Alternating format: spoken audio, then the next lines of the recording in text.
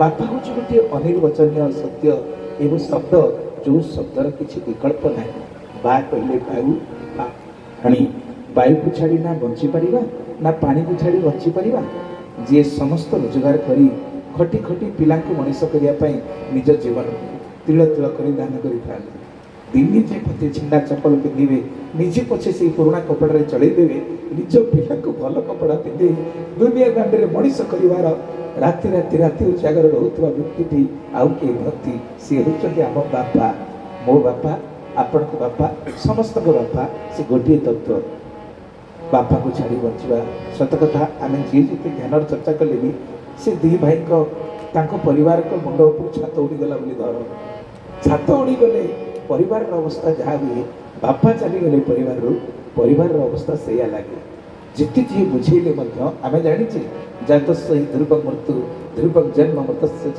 जन्म लोक नवार व्यक्ति मृत्यु निश्चित किंतु आम जो समाज में बास करुचे से जो अनिवर्चनीय सत्य समस्त बुझीदेले अमान्य मन के भी मानि पारे ना बापा कौन करते आश्चर्य आपण मैंने किए न जानी ईश्वर चंद्र विद्यासागर कथा बहुत बड़ विद्वान थे से ख्याति बेस बढ़ीगला समस्ते माने ईश्वर चंद्र विद्यासागर भूयसी प्रशंसा कर घर को आसिले बापा कौ दिन पुओ को टी गेला करवा छाती के आउ जो स्नेह के कहनी मो पुओ भल कर ईश्वर चंद्र विद्यासागर मन में आसला समस्ते मत हाई हाई कर नंबर रखुच्छी 100 मो बापाटा ही मत सब कौन जाए कि आज बापा को आनी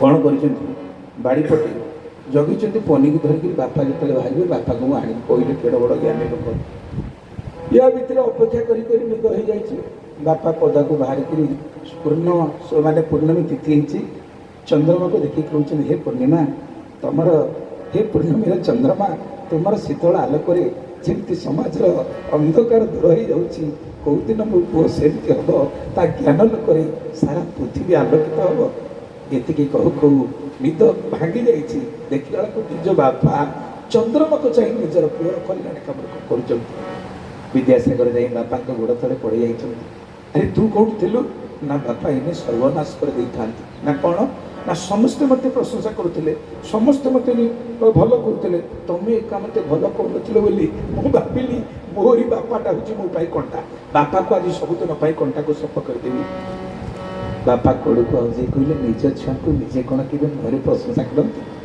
अति गेले पुओ मनमुटुआ अति गेले झील दांडे ठिया कना बचन अति जदि छुआ को झील को गेला कर दांडे उठो अति पुओ को जब गेला कर से मनमुटुआ हम तेणु मु कौन के तू आगे कह तुम ठाकुर को कहे ना बापा मोर एपर्यंत मोर ज्ञान है मु विद्या पढ़ी माने श्रेणीगृह प्रथम हो पाए कि तुम भली गोटे बापा को बुझापी मु विद्या हासिल करनी आज हारीगली बापा गोड़ तले न भयंकर पड़गले तेणु यही हूँ बापा बापांकर सतरे कौन विकल्प ना जिते जहाँ कहले पूरण करना थे आमरी अंचल गोटे कथा गाँ हूँ अरखपुर आम रोहिया अरखपुर आम सांगे गोटे पिला पाठ पढ़ुला चाकरी कर कंपानी तो 19 मसीहा बात्या पूर्व आम सब पाठ पढ़ाला से समय सी घर सब भांगी जाइए घर छाणी करने से सब कटक गोटे कंपानी चाकरी कर पिलाटी आसे घर आसिक बापा पर बिगुला बैशाख मसला घर छपर हम के घर छपर बापा कहला पुओ आजिकल मनीष मिलूना ये सब बापा को टाहुल कर मनीष मिलूना कौन मनीष मिलूना ना प्रकृति में बापा सब घर छाणी समस्त द्वारा होनी से गोटे निर्दिष्ट लोक शिखी गोटे गाँव दि चार जन थे से मैंने से होनी आउ ना तुम गोटे कम कर बापा आज दे दियो मु आरो शनिवार दिन मंगला बस आम आसे सी जाए सबुदिन मंगल शनिवार दिन आसे रविवार शनिवार रविवार सोमवार सका पुणी पलैब ड्यूटी बोले मुझ शनिवार दिन राति पहुँची रविवार दिन सका चाल पर चढ़ी तुम आज तुम बहिना दे आस कि घर चपर करे 20 टका 30 टका से जहाँ थी दे था मुझे आस ओह्ल सब ये करदेवी तापर तुम पकईदेव ताको बेलाकर मजूरी कम हो बापा कहला हो ठीक अच्छे 8 दिन पूर्व छाउणी कर लोक पैसा दे आसला पर ये शनिवार राति पहुँचला सका पुओ चढ़ला चाल सब जाक पुराणा छण को काढ़ी पकेला ବାପା ତଳେ ଧାଡ଼ିକି ଥୋଇଦେଲା। ବାପ ପୁଅ ଦିଏ ଛଣକୁ ପୁରୁଣା ଛଣକୁ ବାଡ଼େଇକି ତାକୁ ପୁରୁଣା ଛଣରୁ କିଛି ବାହାରେ ତାକୁ ବାହାରି କଲେ। ଏବେ ବାପା ତଳେ ରହିଲା, ପୁଅ ଚଢ଼ିଲା ଛାତ ଉପରେ। ତାଙ୍କର ବଖୁରିଆ ଆଜବେଷ୍ଟସ୍ ଘର ଥିଲା ଆଉ 2 ବଖରା ଚାଳ ଘର ଥିଲା। ତେଣୁ ପୁଅ ଚଢ଼ିଛି ଉପରେ, ବାପା ତଳେ ଥାଇକି ଛଣ ଫୋପାଡ଼ୁଛି, ସାଇତିକି ରଖୁଛି। 10ଟା ବାଜିଲା। 10ଟା ବାଜିରେ ବୈଶାଖ ମାସରେ ଯେଉଁ ଖରା, ବାପା ଡାକିଲା, କହିଲା ପୁଅ ସେତିକି ଥାଉ, ତୁ ଓହ୍ଲେଇଲୁ ନା କାହିଁ ଗୋଟେ ପେଇ ରହୁଛ ମ, ମୁଁ ତ ଚଢ଼ିଛି ଉପରେ, ତମ ଟିକେ ଖାଲି ଖରା ପଶି ଯାଉଛି ଆଉ ତମେ ଆଉ 2 ବୁଡ଼ି ପକେଇ ଦଉନ। କ'ଣ କରିବ, ବୁଢ଼ାଟା ପୁଣି ଝାଳ ବୋହି ଯାଉଛି, ପକେଇଲା ପରେ 11ଟା ବାଜିଲା, ପୁଅ ସେତିକି କହୁ, ତୁ ଓହ୍ଲେଇଲୁ ଆଉ 2ଟା ପକେଇ ଦଉନ।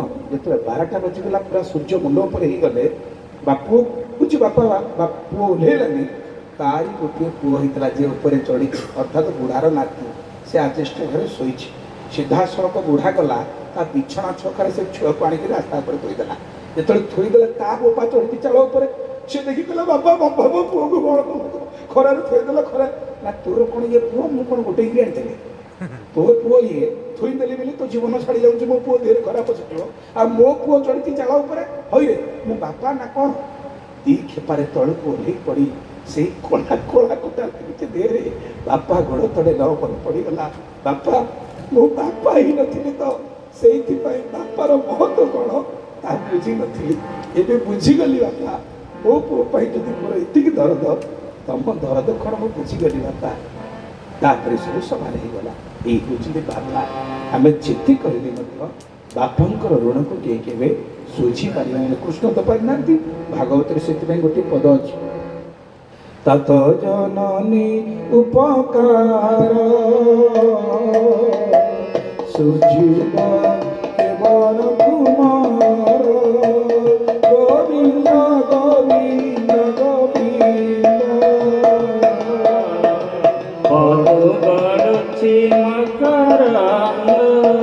बोल सच्चिदानंद भगवान की। प्राप्त जननी उपकार सुझीव केवल कुमार। ये सृष्टि रे एमिति कोनोसी पुओ जन्म ହେଇନି ଯିଏ କହିବ ମୋ ବାପା ମାଙ୍କ ଋଣକୁ ମୁଁ ସୁଝି ଦେଇଛି ବୋଲି। ଆମେ ଯାହା କଲେ ମଧ୍ୟ ବାପା ମାଙ୍କ ଋଣକୁ କେବେ ସୁଝିନେ କି ସୁଝି ପାରିବେନି। ଜଗନ୍ନାଥ ମହାପ୍ରଭୁ ପାରିନାହାନ୍ତି। କେମିତି ପାରିନାହାନ୍ତି? ଆପଣ ଦେଖିବେ, ପ୍ରତ୍ୟେକ ବର୍ଷ ମାର୍ଗଶିର ମାସ କୃଷ୍ଣ ଚତୁର୍ଦ୍ଦଶୀ, ଅମାବାସ୍ୟା, ଶୁକ୍ଳ ପ୍ରତିପଦା 3 ଦିନ ଧରି ଜଗନ୍ନାଥ ମହାପ୍ରଭୁ ଶ୍ରାଦ୍ଧ ବେଶ ହୁଅନ୍ତି। ବଡ଼ ଦାଣ୍ଡରେ ବଡ଼ ଦୀପ ଲାଗେ, ତାକୁ କହନ୍ତି ଦେବ ଦୀପାବଳି। ଆମର ସିନା କାର୍ତ୍ତିକ ମାସରେ ଦୀପାବଳି ହୁଏ, କିନ୍ତୁ ଜଗନ୍ନାଥ ମହାପ୍ରଭୁ ମାର୍ଗଶିର ମାସରେ ଦୀପାବଳି ଉତ୍ସବ ପାଳନ କରନ୍ତି 3 ଦିନ ଧରି। ସତ୍ୟ ଯୁଗର ବାପା ମା, ତ୍ରେତୟା ଯୁଗର ବାପା ମା, ଦ୍ୱାପର ଯୁଗର ବାପା ମା, 4 ଯୁଗ ତାଙ୍କ ବାପା ମାଆକୁ ଦିଅନ୍ତି। ସେ ଅଦିତି କଶ୍ୟପ, ମନୁ ଶତରୂପା, ଦଶରଥ କୌଶଲ୍ୟା, ନନ୍ଦ ଯଶୋଦା, ଦେବକୀ ବସୁଦେବ, ଗୁଣ୍ଡିଚା ରାଣୀ ଆଉ ରାଜା ଇନ୍ଦ୍ରଦ୍ୟୁମ୍ନ। ତାଙ୍କ ପାଇଁ ମହାରାଜ ଦୀପଦାନ କରନ୍ତି, ତାଙ୍କ ପାଇଁ ଶ୍ରାଦ୍ଧ ବେଶ ହୁଅନ୍ତି। ଯେମିତି ଶ୍ରାଦ୍ଧରେ ଧଳା ବସ୍ତ୍ର ଖଣ୍ଡେ ପିନ୍ଧି ଧଳା ଓତା ପକାନ୍ତି, ଜଗନ୍ନାଥ ମହାପ୍ରଭୁ ଯିଏ ନ ମାତା ନ ପିତା ନ ବନ୍ଧୁ ନ ଭର୍ତ୍ତା, ଯାହା ତାଙ୍କର ପୁଣି ମା କିଏ, ତାଙ୍କର କିଏ ବାପା କିଏ? ଆମ ଓଡ଼ିଆରେ ଗୋଟେ ସୁନ୍ଦର ଭଜନଟି ଅଛି, ଆପଣ ଶୁଣିଥିବେ। ଭଗବାନଙ୍କର ମା ବାପା ଜଗନ୍ନାଥଙ୍କର କିଏ? ଭକତ ତ ପିତା ମାତା, ଭକତ ତ ବନ୍ଧୁ, ଭକତ ତ ପିତା ମାତା, ଭକତ ତ ବନ୍ଧୁ, ভকত নিমন্তে তোর নাম কৃপা সিন্ধু, নাম কৃপা সিন্ধু। তেଣୁ ସେଇ ଏକାନ୍ତ ଭକତ ଜୀବନ, ଭକତ ନିମନ୍ତେ ତୋର ଶଙ୍ଖ ଚକ୍ର ଚିହ୍ନ। ତାଙ୍କର ଭକ୍ତ ହେଉଛନ୍ତି କିଏ? ମା ବାପା। ତେଣୁ ଭଗବାନ ଜଗନ୍ନାଥ ମଧ୍ୟ ତାଙ୍କ ପାଇଁ ଶ୍ରାଦ୍ଧ କରନ୍ତି, ଶ୍ରାଦ୍ଧ ଦିଅନ୍ତି, ଦୀପ ଦାନ କରନ୍ତି। ତେଣୁ ଆମେ ବାପା ମା ଚାଲିଗଲେ ପରେ ମଧ୍ୟ ପୁଅ ଝିଅମାନେ ତାକୁ ସ୍ମରଣ କରିବା କଥା। ତାଙ୍କ ପାଇଁ ଅର୍ଚ୍ଚନା, ବନ୍ଦନା, ପୂଜା ପାଠ, ସ୍ତୁତି, ସ୍ତବ, ସତ୍ସଙ୍ଗ, ଗୀତା ଭାଗବତ କରିବା ଏକାନ୍ତ ଅପରିହାର୍ଯ୍ୟ। ତେଣୁ ଆଜି